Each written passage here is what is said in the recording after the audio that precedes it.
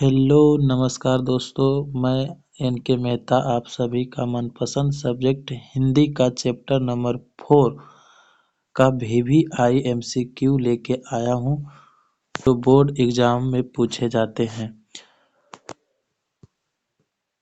और आज के लिए आप सभी के लिए एक मोटिवेशनल स्पीच है। जो अपनी किस्मत से ज़्यादा मेहनत पर विश्वास करते हैं वही लोग जिंदगी में अच्छा करते हैं। आज आप सबों के बीच नाखून क्यों बढ़ते हैं इस चैप्टर का MCQ कराने जा रहे हैं, जिसमें पहला क्वेश्चन है नाखून क्यों बढ़ते हैं। इसका निबंधकार कौन है? नाखून क्यों बढ़ते हैं, इसका निबंधकार कौन है? तो इसका निबंधकार हो गया आचार्य हजारी प्रसाद द्विवेदी जी। आचार्य हजारी प्रसाद द्विवेदी जी। दूसरा नंबर क्वेश्चन है द्विवेदी जी ने निर्लज अपराधी किसे कहा है? निर्लज अपराधी किसे कहा है? तो द्विवेदी जी ने निर्लज अपराधी नाखून को कहा है। किसको कहा है? नाखून को कहा है। द्विवेदी जी ने निर्लज अपराधी किसे कहा है? नाखून को कहा है। तीसरा नंबर क्वेश्चन है काम सूत्र किसकी रचना है? काम सूत्र किसकी रचना है?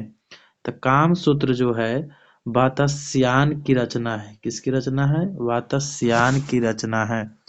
चौथा नंबर क्वेश्चन कह रहा है आप सबों के लिए कि शिक्षक का अर्थ क्या होता है? शिक्षक का अर्थ क्या होता है? तो शिक्षक का अर्थ होता है मोम। क्या होता है? मोम। क्या होता है? मोम। महाभारत क्या है? महाभारत क्या है? तो महाभारत एक पुराण है। क्या है? महाभारत एक पुराण है। छठा नंबर क्वेश्चन कह रहा है क्या किस देश के लोग बड़े बड़े नख पसंद करते हैं? किस देश के लोग बड़े बड़े नख पसंद करते हैं? तो गौर देश के लोग बड़े बड़े नख पसंद करते हैं। किस देश का? गौर देश का लोग बड़े बड़े नख पसंद करते हैं। आगे सातवां कह रहा है क्या कौन छोटे नखों को पसंद करते थे? कौन छोटे नखों को पसंद करते थे? तो इसका आंसर हो गया दक्षिणांत लोग के लोग जो है छोटे नख पसंद करते थे। दक्षिणांत के लोग जो है छोटे नख पसंद करते थे। आगे आठवां नंबर क्वेश्चन है कि हजारी प्रसाद द्विवेदी जी का जन्म कब हुआ था? हजारी प्रसाद द्विवेदी जी का जन्म कब हुआ था? तो इनका जन्म 1907 ईस्वी में हुआ था। कब हुआ था? 1907 ईस्वी में हुआ था। 9वां नंबर क्वेश्चन कह रहा है क्या कि हजारी प्रसाद द्विवेदी जी का जन्म कहाँ हुआ था? हजारी प्रसाद द्विवेदी जी का जन्म कहाँ हुआ था? तो हजारी प्रसाद द्विवेदी जी का जन्म हुआ था बलिया, उत्तर प्रदेश में हुआ था। कहाँ हुआ था? बलिया, उत्तर प्रदेश में हुआ था। 10वां नंबर क्वेश्चन कह रहा है क्या कि कौन मनुष्य का आदर्श नहीं बन सकती है? कौन मनुष्य का आदर्श नहीं बन सकती है? तो बदरियां। कौन कौन नहीं बन सकती है? बदरियां जो है मनुष्यों का आदर्श नहीं बन सकती है। आगे 11वां नंबर क्वेश्चन है क्या कि देवताओं का राजा से किन्हें संबोधित किया जाता है? तो देवताओं को राजा जो है इंद्र को कहा जाता है। किनको कहा जाता है? इंद्र को कहा जाता है। 12 नंबर क्वेश्चन है कि नख किसका प्रतीक है? 12 नंबर क्वेश्चन कह रहा है क्या कि नख किसका प्रतीक है? तो ये पशुता का प्रतीक है, मतलब पशुओं के प्रतीक है। नख रखना पशुओं का प्रतीक है। आगे 13 नंबर क्वेश्चन कह रहा है क्या कि पृथ्वी राज रासो किनका संपादन है? पृथ्वी राज रासो किनका संपादन है? तो पृथ्वी राज रासो हजारी प्रसाद द्विवेदी जी का संपादन है। किसके संपादन है? हजारी प्रसाद द्विवेदी जी का संपादन है। 14 नंबर क्वेश्चन कह रहा है क्या कि काशी हिंदू विश्वविद्यालय से हजारी प्रसाद द्विवेदी को कौन सी उपाधि दी गई थी? काशी हिंदू विश्वविद्यालय से हजारी प्रसाद द्विवेदी जी को कौन सी उपाधि दी गई थी?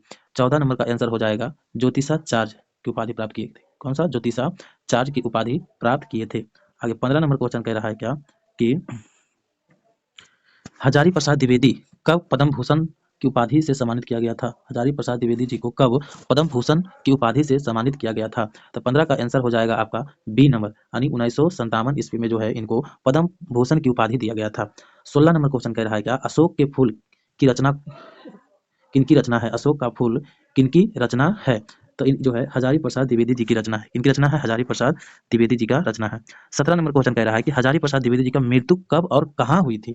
हजारी प्रसाद द्विवेदी जी की मृत्यु कब और कहाँ हुई थी? तो हजारी प्रसाद द्विवेदी जी की जो है मृत्यु 1979 ईस्वी में हुआ था। 1979 ईस्वी में हुआ था दिल्ली में। कहाँ हुआ था? दिल्ली में हुआ था। 18 नंबर क्वेश्चन कह रहा है क्या कि नाखून का इतिहास किस पुस्तक में मिलता है? नाखून का इतिहास किस पुस्तक में मिलता है? तो नाखून का इतिहास जो है कामसूत्र में मिलता है। कहाँ मिलता है? कामसूत्र में मिलता है। आगे 19 नंबर क्वेश्चन कह रहा है क्या कि हजारी प्रसाद द्विवेदी जी ने डी लिट की उपाधि किस विश्वविद्यालय से प्राप्त किया था? डी लिट की उपाधि किस विश्वविद्यालय से प्राप्त किए थे? तो 19 का आंसर हो जाएगा लखनऊ विश्वविद्यालय से। कहाँ से किए थे? लखनऊ विश्वविद्यालय से किए थे। आगे 20 नंबर क्वेश्चन कह रहा है क्या कि कहानी में चंद्रकार त्रिकोण दंतुल वर्तुलाकार आकृति का संबंध मानव के किस अंग से है? कहानी में चंद्रकार त्रिकोण दंतुल वर्तुलाकार आकृति का संबंध मानव के किस अंग से है? तो यह जो है मानव के नख से है, मतलब नाखून से है। आगे 21 नंबर कह रहा है कि अल अलकत्तक का अर्थ क्या होता है? तो अलकत्तक का अर्थ होता है आलता। क्या होता है? आलता। क्या होता है? आलता। 22 नंबर क्वेश्चन है क्या कि द्विवेदी जी की साहित्य अकादमी पुरस्कार किस रचना पर मिला था? द्विवेदी जी को साहित्य अकादमी पुरस्कार किस रचना पर मिला था? तो यह जो है आलोक पर्व पर मिला था। कब मिला था? किस रचना पर मिला था? तो आलोक पर्व पर मिला था। आगे 23 नंबर क्वेश्चन कह रहा है कि प्राचीन मानव का प्रमुख अस्त्र शस्त्र था क्या था? प्राचीन मानव का प्रमुख अस्त्र शस्त्र क्या? नाखून से था। किससे था? नाखून से था। 24 नंबर क्वेश्चन कह रहा है कि आर्यों के पास क्या था? 24 नंबर क्वेश्चन है क्या आर्यों के पास क्या था? तो आर्यों के पास लोहे का अस्त्र भी था, घोड़े भी था, मिट्टी अर्थात कच्ची का घर भी था, अर्थात इसका ऑप्शन नंबर जो है डी सही है इनमें से सभी। आगे 25 नंबर क्वेश्चन कह रहा है क्या कि 25 नंबर क्वेश्चन है आप सबके बीच क्या कि सब पुराने अच्छे नहीं होते हैं और सब नए खराब नहीं होते, ऐसा किसने कहा था? सब पुराने अच्छे नहीं होते और सब नए खराब नहीं होते, ऐसा किसने कहा था? तो ऐसा बात बोले थे कालिदास। कौन बोले थे? कालिदास बोले थे।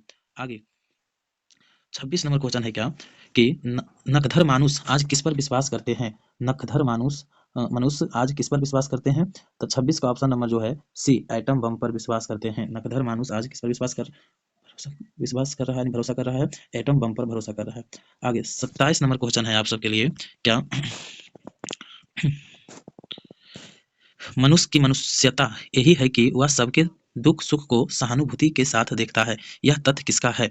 मनुष्य की मनुष्यता यही है कि वह सबके दुख सुख को सहानुभूति के साथ देखता है, यह तथ्य किसका है? तो यह तथ्य गौतम बुद्ध का था। किसका था? गौतम बुद्ध जी का था। 19 नंबर क्वेश्चन है क्या कि नाखून क्यों बढ़ते हैं, निबंधकार कौन था? ये क्वेश्चन फिर से आ गया है। तो हजारी प्रसाद द्विवेदी, आचार्य हजारी प्रसाद द्विवेदी। 29 नंबर क्वेश्चन है कि आचार्य हजारी प्रसाद द्विवेदी जी ने साहित्य की किस विधा में जो है लेखन नहीं है? आचार्य हजारी प्रसाद द्विवेदी ने साहित्य की किस विधा में लेखन नहीं है? तो 29 का ऑप्शन नंबर सी कहानी का जो है विधा नहीं है।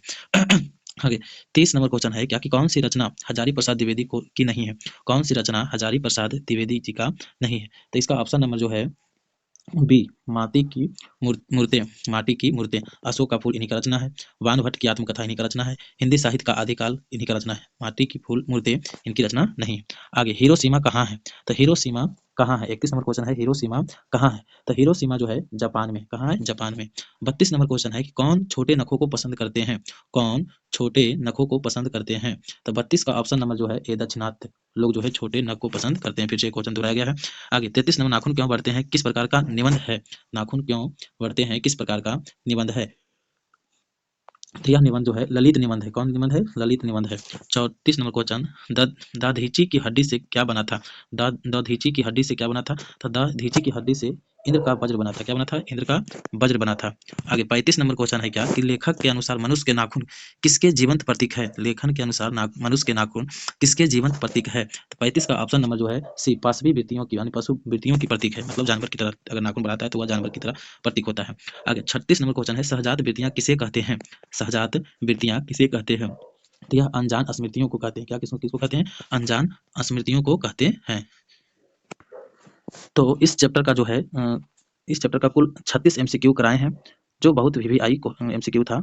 तो आज आप सबों के लिए बस इतना ही। मिलते हैं नेक्स्ट वीडियो के साथ, और इस वीडियो को प्लीज़ अपने अपने दोस्तों को शेयर करें और सब्सक्राइब करने के लिए कहें, ताकि मेरा इस चैनल को जो है बढ़ोतरी मिल सके। ठीक है, थैंक यू सो मच दोस्तों।